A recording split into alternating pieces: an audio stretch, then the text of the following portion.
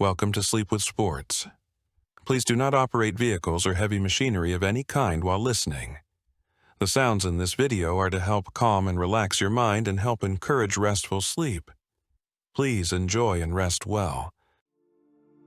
In the heart of NASCAR country, where asphalt meets ambition, a legend was born. Not in the glitz of Victory Lane, but in the grit of a small-town garage. Dale Earnhardt, a name that became synonymous with speed, determination, and the very soul of stock car racing. From dirt tracks to super speedways, he didn't just compete, he conquered. With a steely gaze and an iron will, he turned every lap into a testament to the American spirit. 7 championships, 76 victories. One unforgettable legacy. Today, we remember the man they called the Intimidator. A driver who didn't just race to the checkered flag, but raced his way into history. This is the story of Dale Earnhardt, a tale of triumph, tragedy, and the unyielding pursuit of greatness. A reminder that sometimes legends aren't born, they're built one lap at a time. Dale Earnhardt was born on April 29, 1951, in Kannapolis, North Carolina, a small industrial town approximately 30 miles northeast of Charlotte. Kannapolis was primarily known for its textile industry. His parents were Ralph Earnhardt and Martha Coleman Earnhardt. Ralph Earnhardt was a prominent figure in the local racing circuit, known by the moniker Ironheart for his tenacity and skill on the track. Ralph's racing career was more than a hobby. It was a vital source of income for the family, often competing up to 3 times a week to supplement his earnings from his day job at the cotton mill and part-time work at a local garage. Martha Earnhardt managed the household, which included 5 children. Dale was the middle child, with 2 brothers, Danny and Randy, and 2 sisters, Kathy and Kay. The Earnhardt household was deeply immersed in racing. Ralph's career as a driver and mechanic meant that the family's daily life was intertwined with the sport. This environment had a profound influence on young Dale, who spent considerable time in his father's garage, developing an early understanding of automotive mechanics and racing strategy. Dale's passion for racing indeed showed up very early in his life. By the time he was just 12 years old, he was already sneaking out to drive his father's race car. Growing up in this family, Dale was around racing all the time. It wasn't just a hobby for them, it was their way of life. This early exposure to racing shaped Dale's future and set him on the path to becoming one of the greatest NASCAR drivers ever. The Earnhardts were a unique bunch in their community. Their entire life revolved around the racing calendar and the never-ending job of keeping their cars in top shape. It was a far cry from how most families in town lived their lives. For Dale, this meant he was getting a full-on racing education from the moment he could walk and talk. He was constantly surrounded by cars, engines, and race talk. All of this racing know-how was seeping into his brain without him even trying. Dale didn't stick around in school for long. He dropped out when he was 16 years old to chase his racing dreams. He spent the next few years working on building his first stock car. He also was competing in local races on dirt tracks in North Carolina. At age 19, after 2 seasons of driving in the street stock division, Dale moved up to the late model stock cars. He raced a number 3 Buick on North and South Carolina short tracks. Once Dale was in his early 20s, he focused his racing efforts primarily at the Myrtle Beach Speedway and the East Carolina Motor Speedway in Robersonville, North Carolina. During this time, he developed in-depth knowledge of chassis setup and car preparation. Throughout this period, he was also working as a mechanic at his father's dealership to support himself and his racing career. He attended Mitchell Community College to earn an associate degree in automotive technology. By 1975, he was now 24 years old. He made his NASCAR Winston Cup debut at the World 600 in Charlotte. For this debut race, Dale drove a Dodge for Ed Negre. He managed to convince Niger to let him take the wheel of the number 8 car, which was sponsored by 10,000 RPM speed equipment. It was a big chance for him to show what he could do. In the World 600, NASCAR's longest race, Dale finished in 22nd place. Sure, he was 45 laps behind the winner, Richard Petty, but it was still a solid finish for a rookie. Richard Childress, who would later become his longtime team owner, finished just behind him in 23rd place. Even though he didn't snag any wins or top finishes that year, Dale's determination and grit caught people's attention. From 1975 to 1978, Dale bounced around with smaller teams. This was a time when NASCAR had a ton of drivers, sometimes over 100 in a season, so making a name for yourself wasn't easy. But Dale was persistent. He kept showing up, learning from each race, and slowly building his reputation. In 1979, Dale really started to turn heads when he joined Osterlund Racing full-time. That year, he won the Rookie of the Year title with an impressive 17 top 10 finishes. He won at Bristol, leading 163 of the 500 laps and holding off Bobby Allison by 3 seconds at the checkered flag. Rookies don't win races. This marked the beginning of his rise to becoming one of NASCAR's greatest drivers. Earnhardt won his first championship in 1980. The championship win was a remarkable achievement, especially considering it was only his second full year in NASCAR. While many drivers experience a sophomore slump in their second year, Earnhardt defied expectations by securing 5 wins and finishing first in points. He was the only driver to win Rookie of the Year and the Winston Cup championship in consecutive years. Driving for Rod Osterlund Racing in the number 2 car, Earnhardt showcased his talent across various tracks. He claimed victories at Atlanta, Bristol, Nashville, Martinsville, and Charlotte, demonstrating his capability as a driver. His consistency was impressive, with 19 top 5 and 24 top 10 finishes in 31 races, leading a total of 1,185 laps throughout the season. The championship battle was intense, coming down to the wire with Cale Yarborough making a late-season charge.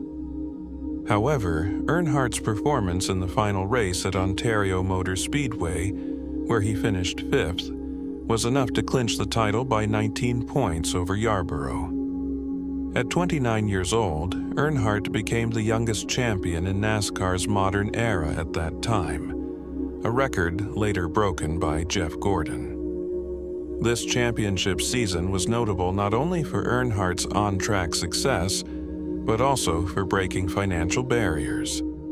He became the first driver to win over $1 million in a single season, setting a new benchmark in the sport. Earnhardt's 1980 championship solidified his status as a rising star in NASCAR. From 1981 to 1984, Dale Earnhardt's career went through several significant changes and challenges. 1981 was a tumultuous year for Earnhardt, despite being the defending Winston Cup champion. He started the season with Rod Osterlund Racing, but 16 races in, Osterlund unexpectedly sold the team to Jim Stacy, a Kentucky entrepreneur. Earnhardt's relationship with Stacy was short-lived, lasting only 4 races before he left the team due to disagreements. For the remainder of the 1981 season, Earnhardt drove Pontiacs for Richard Childress Racing. Despite the mid-season upheaval, he managed to finish 7th in the final point standings. However, feeling a lack of chemistry with RCR, Earnhardt decided to leave at the end of the season. Following Richard Childress's suggestion, Earnhardt joined Bud Moore Engineering for 1982-1983 seasons. He drove Bud Moore's number 15 Ford Thunderbird, sponsored by Wrangler Jeans. This was the only full-time Ford ride in Earnhardt's career. 1982 was a particularly challenging year for Earnhardt. he won only one race at Darlington and failed to finish 18 out of 30 races. He ended the season 12th in points, his worst career finish. At the Pocono race, he suffered a broken kneecap after flipping his car following contact with Tim Richmond. The 1983 season showed some improvement. He won the Twin 125 Daytona 500 qualifying race and won at Nashville and Talladega. When the season ended, he had finished 8th in the points. He was struggling with consistency, failing to finish 13 out of 30 races. 1984 marked Earnhardt's return to Richard Childress Racing, this time in the iconic No. 3 Chevrolet. The Wrangler yellow and blue machine brought improving results and the start to the dynasty with RCR. Earnhardt won twice during the season, remained in the top 5 in points throughout the year, finished 4th in the final standings, led 446 laps over the course of the season. This period was crucial in shaping Earnhardt's career. The struggles of 1982 and 1983 tested his resilience, while his return to RCR in 1984 set the stage for his future dominance in NASCAR. In 1985, his second full season with Richard Childress Racing, Earnhardt showed significant improvement, winning 4 races and finishing 8th in the points standings. This set the stage for his breakthrough year in 1986, when he clinched his second Winston Cup championship and his first with RCR. He secured 5 race victories, including his first win in the prestigious Coca-Cola 600. Earnhardt's dominance continued into 1987 as he successfully defended his championship with a career-high 11 wins. This remarkable season included setting a NASCAR modern-era record of 4 consecutive wins and earning the nickname the Intimidator after his aggressive performance in the 1987 Winston All-Star race. The 1988 NASCAR Winston Cup season marked a significant change for Dale Earnhardt and Richard Childress Racing. After Wrangler jeans ended their sponsorship in 1987, the team secured a new primary sponsor in GM Goodwrench, a division of General Motors that provided automotive services and parts. This sponsorship change brought about the most iconic visual transformation in Earnhardt's career. The familiar blue and yellow color scheme of the Wrangler years was replaced by a sleek, menacing all-black paint, with the car's interior painted a striking red. This color combination would become synonymous with Earnhardt for the rest of his career, enhancing his Intimidator persona. The black No. 3 Chevrolet quickly became one of the most recognizable cars in NASCAR history. The new look seemed to embody Earnhardt's aggressive driving style and intimidating presence on the track. Fans and competitors alike knew that when they saw that black car in their rearview mirror, they were in for a tough battle. Despite the dramatic change in appearance, Earnhardt's on-track performance in 1988 was somewhat mixed. He managed to secure 3 wins during the season. Earnhardt finished the season 3rd in the points standings, behind Bill Elliott and Rusty Wallace. While this was a step back from his championship-winning performances in the previous 2 years, it showed Earnhardt's ability to compete at the highest level, even during a year of significant change. The 1988 season, with its new sponsor and iconic black paint scheme, set the stage for the next phase of Earnhardt's career. The GM Goodwrench-sponsored black No. 3 would go on to become one of the most recognizable symbols in NASCAR, accompanying Earnhardt through multiple championships and solidifying his status as a legend of the sport. In 1989, Earnhardt continued to be a top contender, winning 5 races and narrowly missing the championship, finishing second to Rusty Wallace by just 12 points. The pivotal moment came at the Holly Farms 400 at North Wilkesboro Speedway, the second-to-last race of the season. Earnhardt was leading the points standings going into this race, with Wallace close behind. During the race, Earnhardt was running well and in position to potentially clinch the championship. Late in the race, Earnhardt spun out, costing him valuable positions and points. After the North Wilkesboro race, the championship battle came down to the final race of the season. Despite Earnhardt winning the final race, Rusty Wallace managed to finish 15th, which was enough for him to secure the championship, edging out Earnhardt by a mere 12 points in the final standings. From 90 to 94, Earnhardt won an incredible 4 out of 5 championships, an elite performance from a generational driver. In 1990, he won his 4th Winston Cup title, beating Mark Martin by only 26 points. Earnhardt won 9 races, including the Busch Clash and his Heat of the Gatorade Twin 125. He nearly won the Daytona 500, leading 155 of 200 laps before a heartbreaking flat tire on the final lap. He also became the first multiple-time winner of the annual all-star race, the Winston. In 1991, he won his 5th Cup title. 1992 was considered a slump year for Earnhardt, finishing 12th in the standings. In 1993, he bounced back to win his 6th Winston Cup championship. In 1994, he won his 7th Winston Cup championship, tying the legend Richard Petty's record. The 95 season was a significant chapter for Earnhardt. Entering the season as the defending champion, Earnhardt was poised to pursue a record-breaking 8th title. The year unfolded as an intense 3-way battle between Earnhardt, Sterling Marlin, and Jeff Gordon, keeping fans on the edge of their seats throughout the season. Earnhardt's performance in 1995 was nothing short of impressive. He kicked off the year with a strong 2nd-place finish in the Daytona 500, just behind Sterling Marlin. Throughout the season, he clinched 5 victories, including the Winston Select All-Star race, his first road course win at Sears Point, and triumphs at New Hampshire and Darlington. Perhaps most notably, Earnhardt secured a win at the Brickyard 400 in Indianapolis, a victory he would later describe as the most significant of his career. Despite his strong showing, Earnhardt narrowly missed out on the championship, finishing 2nd to Jeff Gordon by a mere 34 points. Gordon's remarkable consistency, including a streak of 14 consecutive top 10 finishes, proved to be the deciding factor. The season also saw the introduction of the new Chevrolet Monte Carlo, replacing the Lumina, which dominated the track with 21 wins in 31 races.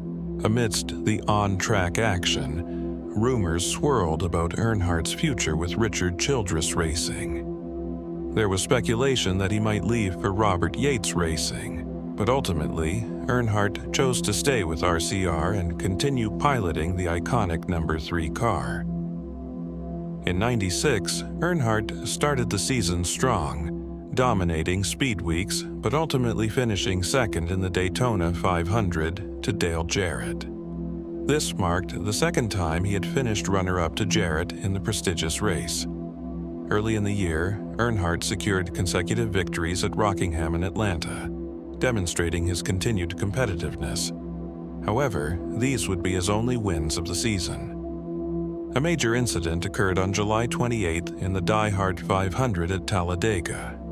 Earnhardt, who was 2nd in points and pursuing his 8th season title, was involved in a severe crash.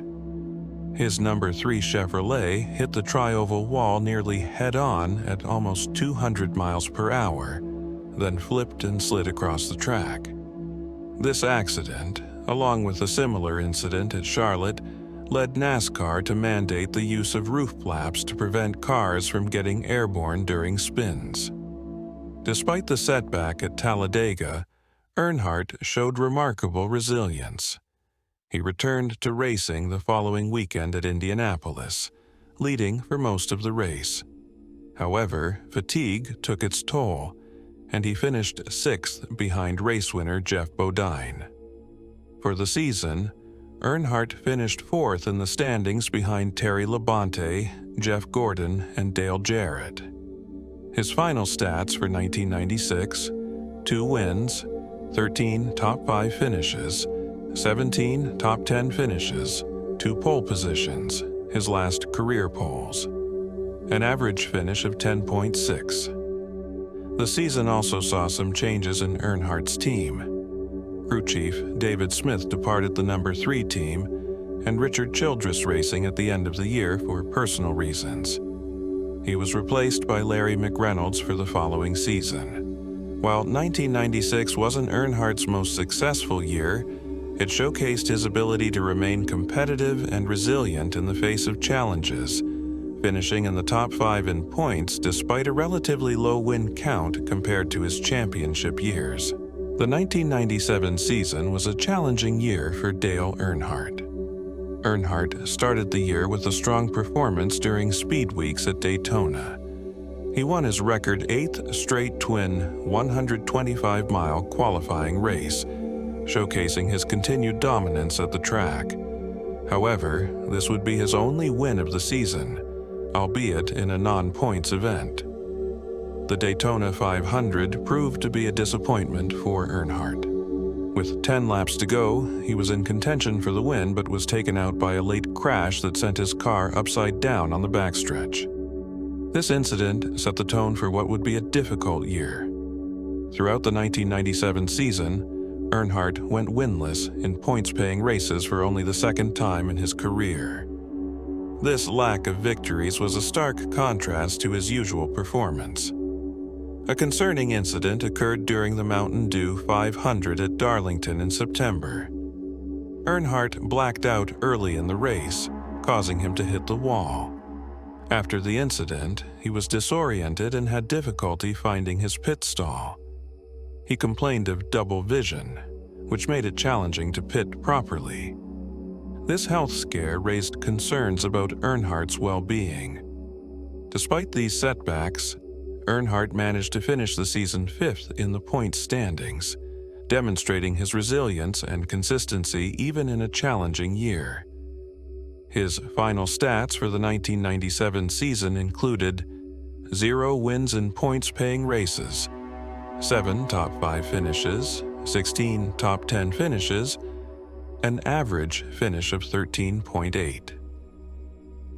The 1997 season also saw Earnhardt break the $30 million mark in career earnings, becoming the first driver to reach this milestone.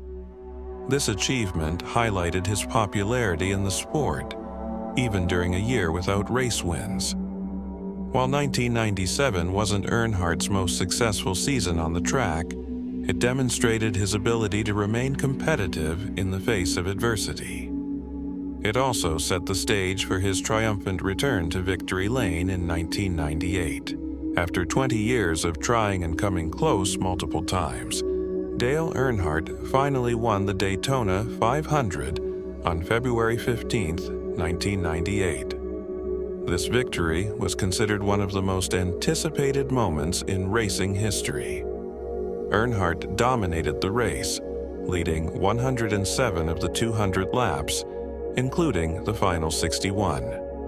The win was met with an unprecedented celebration.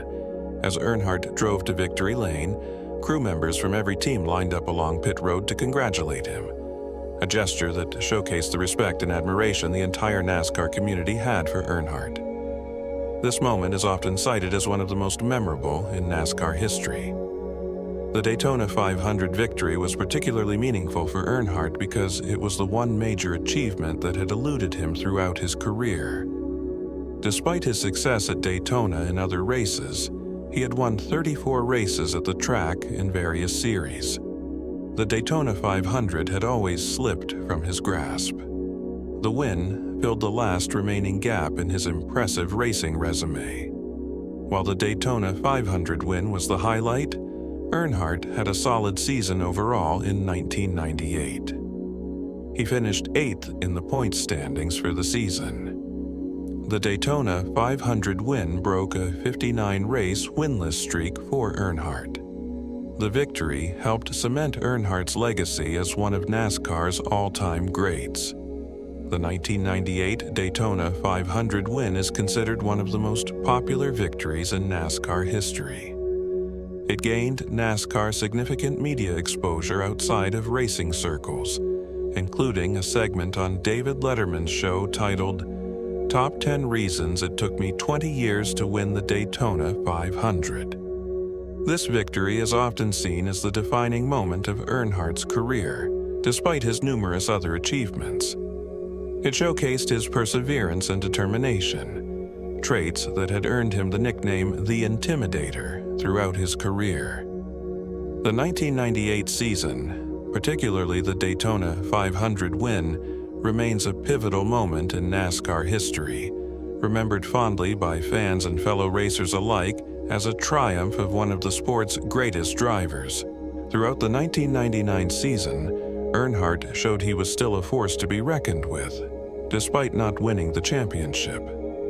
He won his 12th Gatorade 125 at Daytona, extending his record. This was his 10th straight Gatorade 125 win, meaning he won every Gatorade 125 event of the 1990s. This would be Earnhardt's 28th and final career Daytona NASCAR win. He finished 7th in the point standings with 3 wins, 13 top 5s, and 21 top 10s. In the 2000 season, Earnhardt had a resurgent year, challenging for the championship. He won at Atlanta Motor Speedway in a photo finish over Bobby Labonte, his 75th and final career win. This win made Earnhardt the only driver in NASCAR history to score at least one win in 4 consecutive decades. Earnhardt finished second in the championship standings behind Bobby Labonte. He earned 2 wins, 13 top 5s, and 24 top 10. 2001, the final season the legend of motor racing would start. The season started focused on challenging for his 8th championship. The first race of the year, on February 18th, 2001, the Daytona 500. The Daytona International Speedway was buzzing with excitement for the 43rd running of NASCAR's most prestigious race. The weather was warm, with temperatures reaching up to 79 degrees Fahrenheit. The race itself was intense and competitive, with multiple lead changes and a major 18-car pileup on lap 173. As the race entered its final lap, Michael Waltrip was leading, followed by Dale Earnhardt Jr., with Dale Earnhardt Sr. running in 3rd place, essentially blocking for his 2 drivers. In the final turn of the last lap, Earnhardt's car made contact with Sterling Marlin's, causing Earnhardt's car to jerk to the left and then right up the hill towards the wall, then getting struck by Ken Schrader's car before crashing head-on into the retaining wall in turn 4. The race finished with Michael Waltrip taking his first ever Winston Cup victory, followed by Dale Earnhardt Jr. The mood in Victory Lane was initially celebratory, but it quickly turned somber as Earnhardt had not climbed out from the car.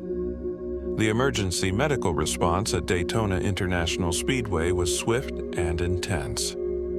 3 EMTs, Tommy Probst, Jason Brown, and Patty Dobler, arrived at the scene of Earnhardt's crash, knowing immediately the situation was grave. As they approached the number 3 Chevrolet, the atmosphere was eerily quiet. Brown noted the smell of transmission oil and burning rubber, while fans began trickling up to the fence. The extrication team worked meticulously, carefully cutting into the top of the car to remove Earnhardt without causing additional injury. The crowd was silenced by the sight of one of its NASCAR heroes seemingly suffering a significant injury, while the drivers, commentators all shared their concern for the Intimidator. The Fox broadcast went off the air, leaving fans at home to wonder, wait, and pray for Earnhardt. It wasn't until about 3 hours after the race that NASCAR President Mike Helton made the announcement that shocked the racing world. We've lost Dale Earnhardt. The normally joyous atmosphere of the Daytona 500 had turned into one of disbelief and mourning. A legend had passed in front of the world doing what he lived for.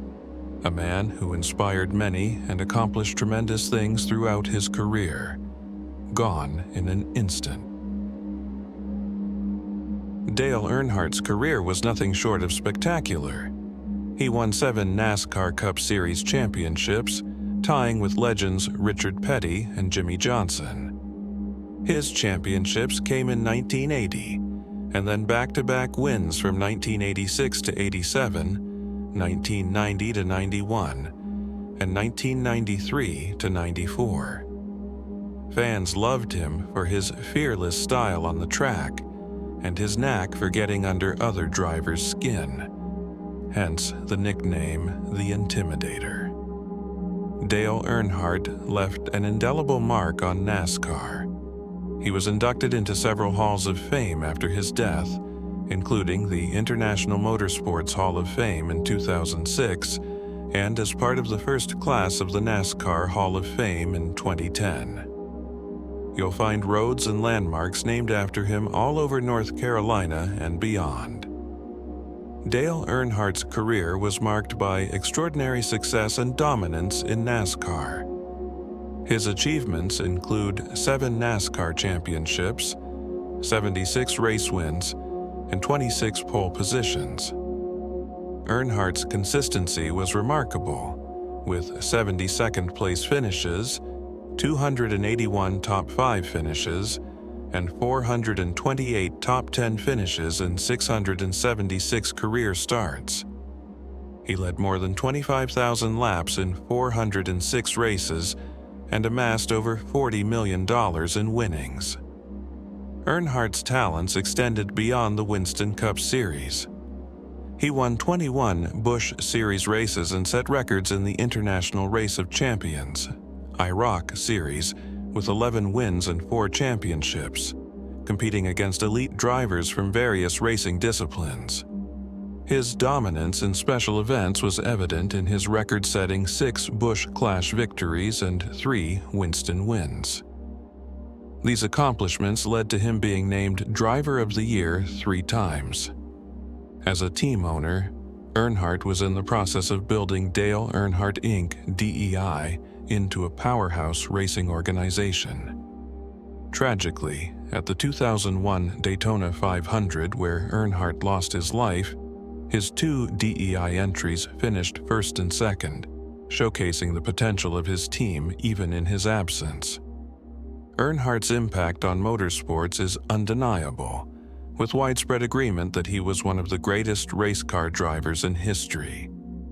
His untimely death on the final lap of the 2001 Daytona 500 shocked the racing world, but his legacy as the Intimidator continues to resonate throughout NASCAR and beyond.